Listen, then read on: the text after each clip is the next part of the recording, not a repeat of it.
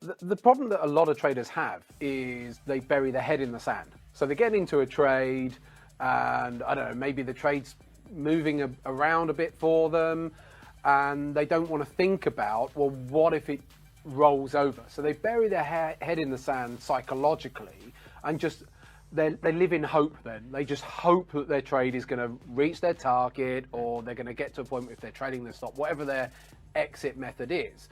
And I think I called it being pessimistic. I'm not meaning being pessimistic generally, but it's the old adage of under-promising and over-delivering. So if you under-promise to yourself, you get into a trade, even before you get into a trade, you might say, this trade may well stop me out. Just, you get into a trade and it almost becomes a straight stop out. Those sort of trades happen.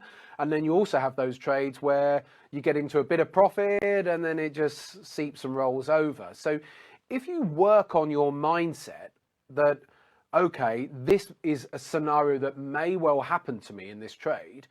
If it does happen, then at least psychologically you're prepared for the trade to roll over, stop you out or whatever. And by being psychologically prepared, you're not suffering with frustration, all those other emotions you might have, disappointment, whatever.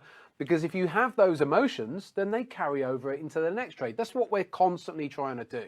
So if we can under-promise, be a bit pessimistic, as far as the trade is concerned, if it does roll over or just become a stop out, then we've already dealt with it or been dealing with it. So we don't have those heightened emotions of disappointment, etc. If the trade works itself out, well, that's fine anyway.